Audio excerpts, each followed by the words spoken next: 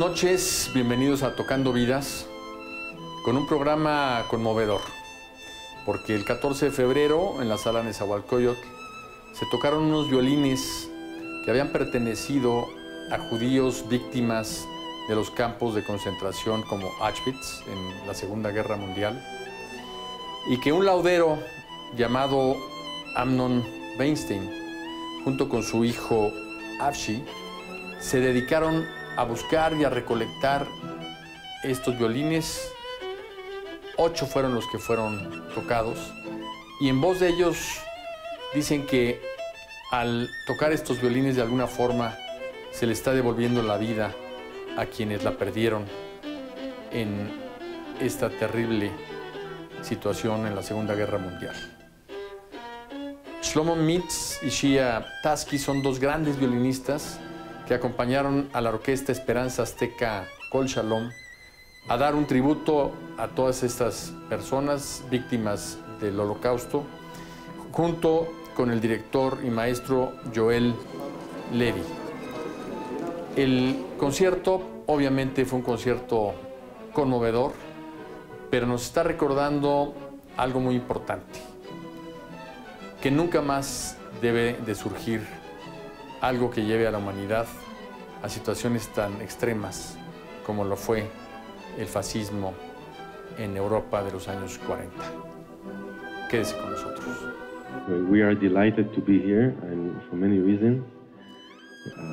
First of all, I'm happy to be with all my close friends here, Shlomo Min, Shiat Arsim, Afshi, and new friends that I got to meet, like Vivi, which is a miracle person that if it's not for Vivi, this project would have never happened.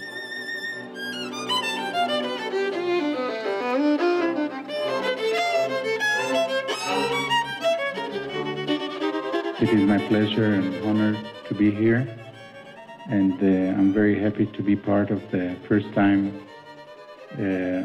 Violins of Hope is presented here in Mexico. But my wish is just to explain the future of this project, not only the past. It is very logical that there is a past. We all have a past.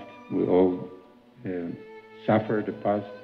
Each one of us, we're suffering today from past, and not only the Jewish history, but everybody. In today's politics and today's realities, we are confronting situations that we only resort to in violence.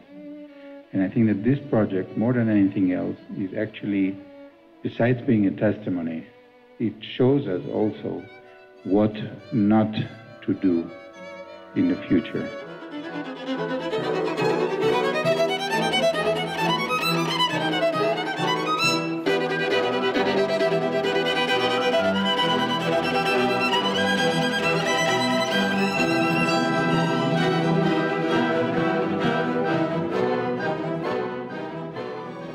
I'm involved with this project since the beginning, 2001.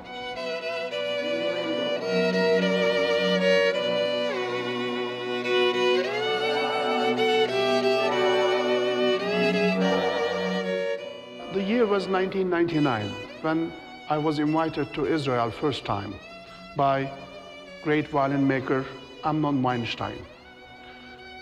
During the activities, Amnon had a special violin called Mottales violin. He explained me the story of him, and they did a private concert in the open air for students and teachers. The story was very touching for me. I just cried afterwards, and the violin was belonged to Amnon, and I decided to make a project in Istanbul.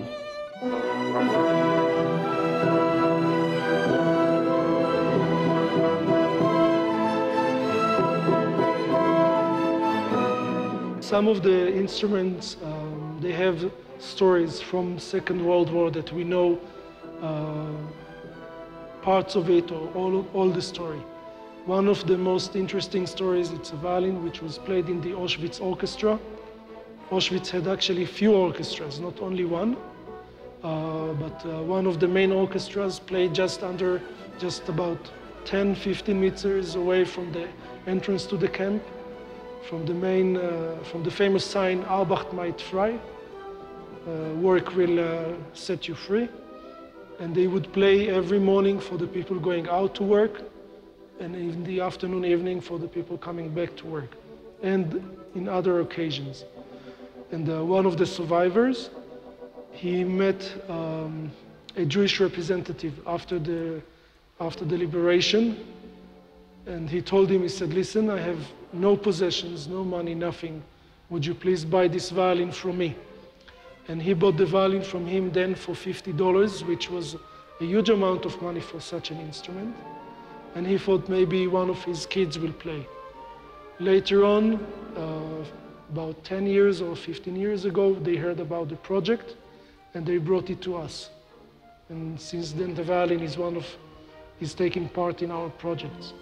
This was made by Yaakov Zimmerman, one of the first Jewish violin makers, and it was made for a klezmer, which was it's a Jewish traditional player.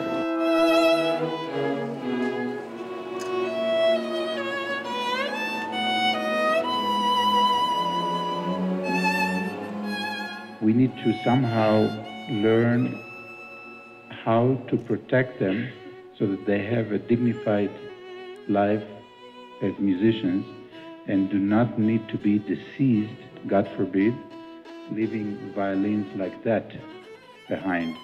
And that is the real true purpose and the true motion of this project called Violins of Hope. I want to use the opportunity to thank all the organizers, without exception, okay, for all your efforts. If you are able to express your feelings with the instrument, I think you do your message well. Music is a combination from everything around. Even Mexican music has parts from all the area around Mexico. You cannot say this is only Mexico and that's it. Also with Jewish, you have the Ashkenaz and you have the Sfarad. You have Europe and Eastern Europe, and you have, let's say, most of the Arab countries or Mediterranean. So it's a variety. Music is experienced for many years, and it's not something which grew up right now only in one place. And it's important to show the combination and the mixture and to give a full adventure and experience. Esperanza Azteca Orchestra is a promising orchestra, I believe, and we believe the potential of this country. The young players are giving their best to collaborate with us on the stage. And I would like to thank you very much for supporting this project and also Esperanza Azteca Orchestra. I will make it very short. This project on stage has been for 15 years. We started the project in 2001 as far as Tel Aviv and Istanbul, and we played all over Europe. Now we came to Mexico. And on Sunday evening, I personally would like to state that I will not be playing, but the millions who suffered in the Holocaust, they will be performing. La experiencia es muy, pues no sé si la voy a olvidar porque la verdad el violinista y el director, todos los que estamos aquí, pues la verdad pues estamos muy orgullosos de tener una oportunidad de estar con ellos. It's a challenge, it's a mental challenge, it's a physical challenge, it's a intelligence challenge, musical challenge. So any kid that is involved with music, there is no doubt in my mind he will be a better person, even if he's not becoming professional. At the end of the day, he will appreciate arts and the beauty of arts, the soul of arts, and it will help him to become a better person. In the world, there are many things happening right now, and it happened in the past as well. So we don't want to mention them because it's too long and dark story. But when there is hope for music, I don't think there will be any more, dark ages in the world. Escuchando la historia de este violín, pues siento que es muy bonita tocar este violín. It was a huge tragedy, which was from Europe to Asia to the Pacific, and it touched so many people and so many lives. And having, in a way, music to try and talk about it, it's something that we have to remember.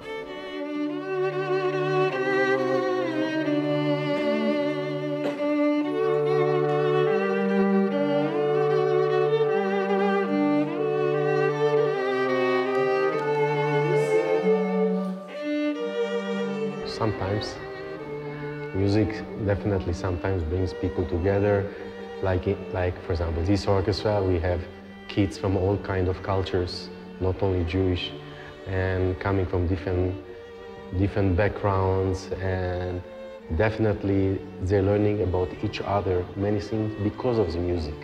And they will learn even more as we have all the soloists, the violins, the different music, the singers, the cantors. They will learn a lot about certain traditions, about the quality of music making, about high standards that could be applied to anything in life. And I think, we hope that at the end of the day, it will be for them a very special experience that they will never forget. My first reaction when I played with an Holocaust violin, surviving violin from Holocaust, it was Mottale's violin. In Amnon Weinstein's workshop in Keshet Elon in Israel, I touched the violin. I couldn't believe the story was so touching because Mottale was 13 years old. He was a member of partisan group, war against Nazis.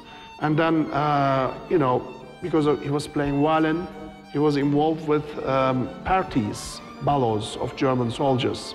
So they took him, they asked him to play violin every night for their weddings and their, you know, parties. But he carried dynamites with his violin case to the kitchen, and one day there was a big general assembly, and he just fired them, he escaped. So 200 German soldiers, Nazi soldiers died.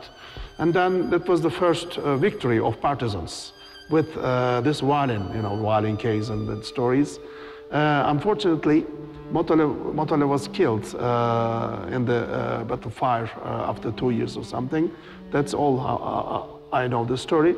But Amnon told this story, you know, quite touching, and I cried because I just played the first notes on the violin. It was unbelievable. I mean, it was a kind of experience. This boy played the violin 60 years or 70 years before me, and then, well, I didn't know what to say. And later on, some other violins came to the stage. It was actually, they were exhibited.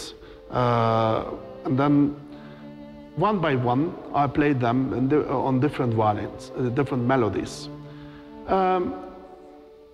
All I can say, I think all the people in the world should unite, should be united by music, by the magic sound of these violins.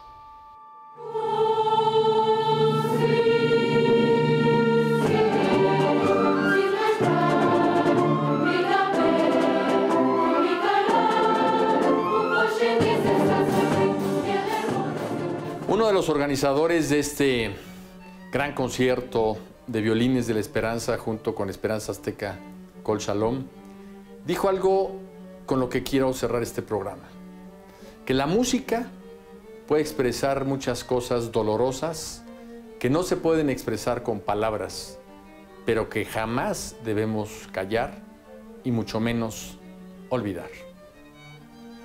Muy buenas noches.